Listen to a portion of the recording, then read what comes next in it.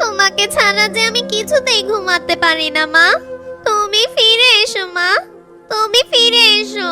তোমাকে ছাড়া আমার খুব একা লাগে মা। মারে, তোর মা তো আর কোনোদিনই ফিরে আসবে না রে মা। তোর মা তো আকাশের তারা হয়ে গেছে। আর মা, তুই চিন্তা করিস না, এখন থেকে আমিই তোকে ঘুম পাড়িয়ে দেবো সোনা, আর তোর দেখাশোনাও করব। না বাবা, আমার আমার মাকেই লাগবে। আমি আমার মাকে চাই। আমার মাকে এনে দাও। আমি কিছুতেই মাকে ছাড়া থাকতে পারবো না বাবা। আমি আমার মাকেই চাই। আমার মাকে তুমি এনে দাও বাবা। এই কথা বলে টুম্পা অনেক কান্না করতে থাকে।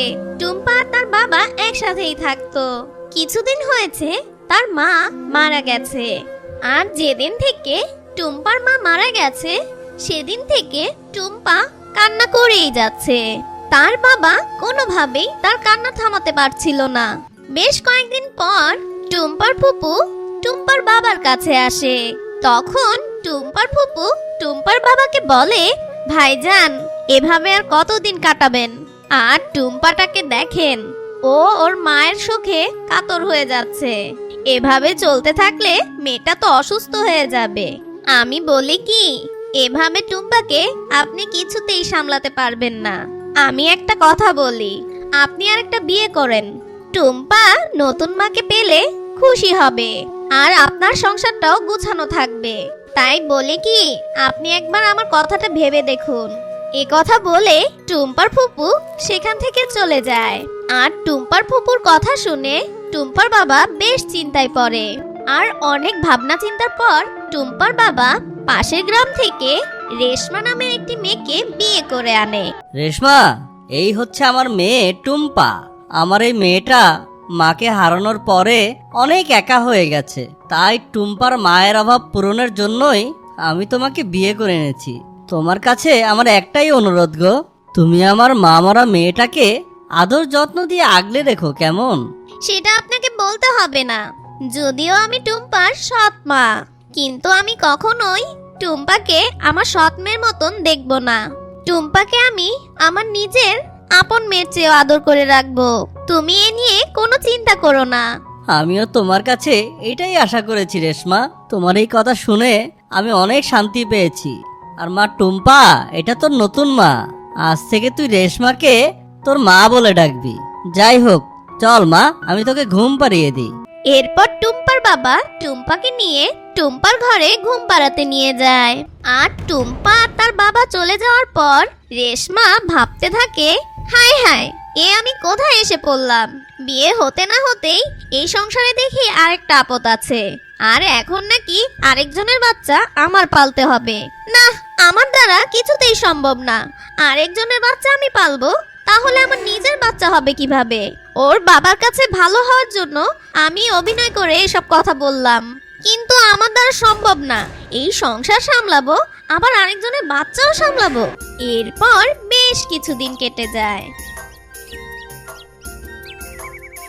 টুম্পার বাবার সামনে টুম্পাকে তার সৎ মা বেশ আদর করত।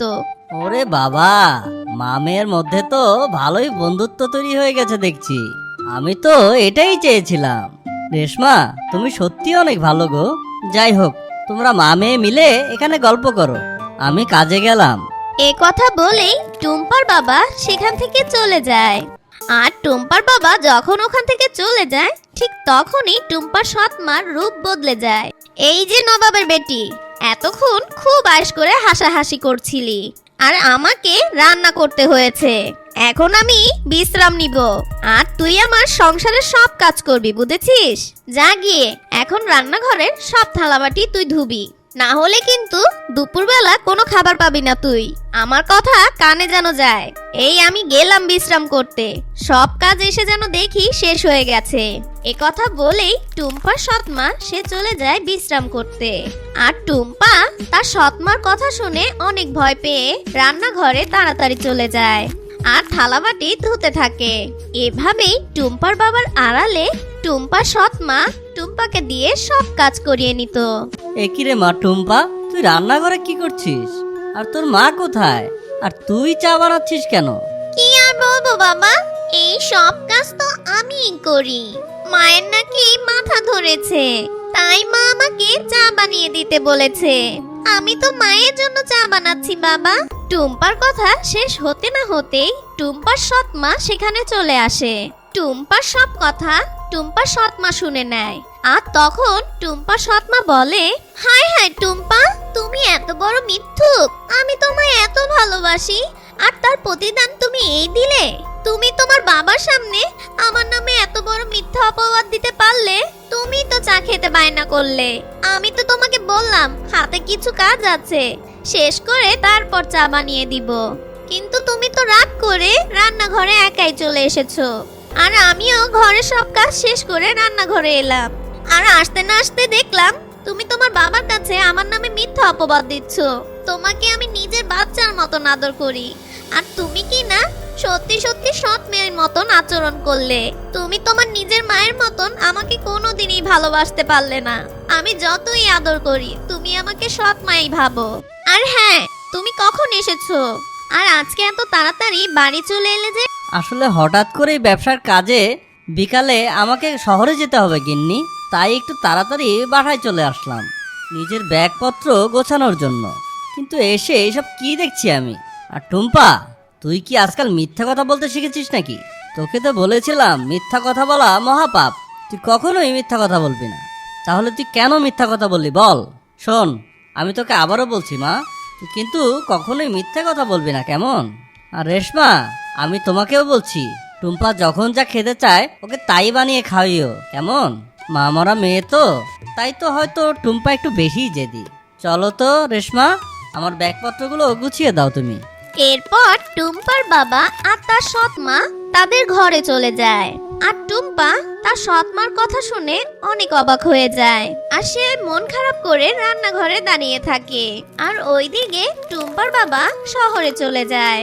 আর টুম্পার বাবা শহরে চলে যাওয়ার পর টুম্পার জীবনে আরো অশান্তি নেমে আসে। কষ্টে যেন তার কোনো সীমাই রইল না। শয়তান বেয়াদব মেয়ে কোথাকার, সুযোগ পেয়েছো আর বাবার কাছে আমার নামে নালিশ দিয়েছো না?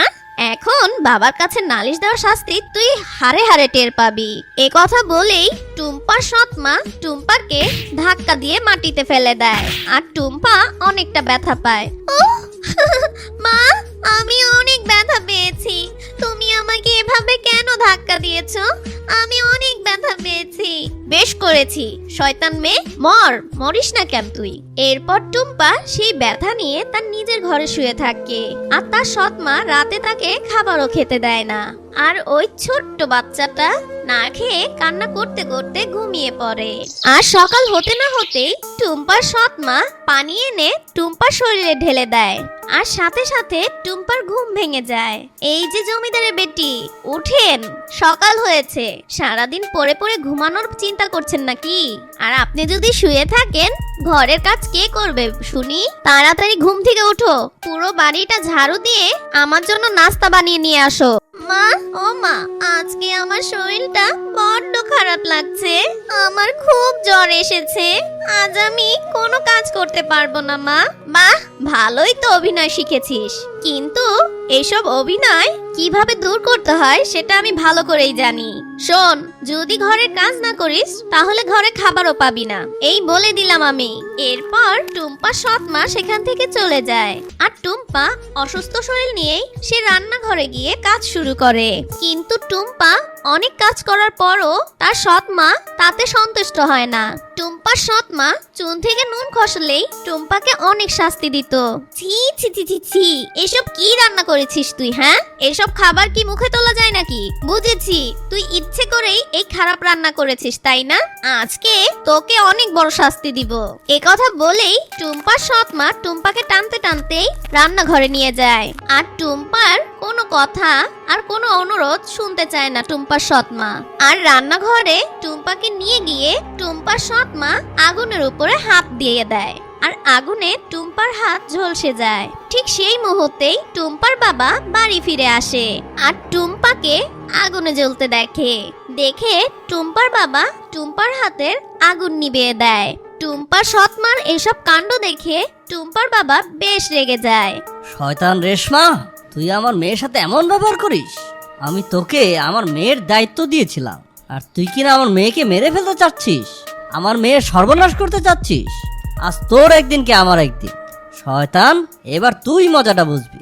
আমার ভুল হয়ে গেছে, তুমি আমাকে ক্ষমা করে দাও। আমি এসব করতে চাইনি, তুমি দয়া করে আমাকে কোনো শাস্তি দিও না। আসলে আমি টুম্পাকে মেনেই নিতে পারছিলাম না। আসলে আমি চেয়েছিলাম বিয়ের পর তোমার সাথেই আমি একা সংসার করতে। আমি অন্যজনের সন্তান একদমই পালতে চাইনি। তাই আমি টুম্পাকে কোনোভাবেই মেনে নিতে পারছিলাম না।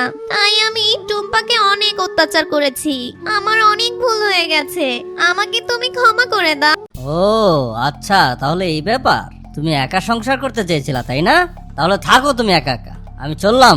আয় রে মা টুম্পা, আমার সাথে আয়। এ কথা বলেই টুম্পার বাবা টুম্পাকে সাথে করে নিয়ে যায়। আর টুম্পার সৎ মা একা ঘরে জীবন কাটাতে থাকে। আর এভাবেই টুম্পার সৎ মা একা থাকতে গিয়ে তার ভুল সে বুঝতে পারে আর টুম্পার কাছে গিয়ে ক্ষমা চায়। টুম্পা, মা, আমি আমার ভুল বুঝতে পেরেছি, আমাকে ক্ষমা করে দে মা।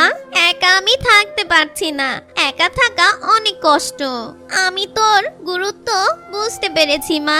আমি তোমাদের দুজনের সাথে একসাথেই থাকতে চাই। তোমরা দয়া করে আমাকে ক্ষমা করে দাও, আমাকে ক্ষমা করে তোমাদের সাথে থাকতে দাও। এরপর টুম্পা তার মাকে মাফ করে দেয়। না মা, তোমার কোনো দোষ নেই। শত হলেও তুমি তো আমার মা। আমি তোমাকে মাফ করে দিয়েছি মা। আমি তোমার সাথে থাকতে চাই। এরপর টুম্পার বাবাও তার সৎমাকে মাফ করে দেয়।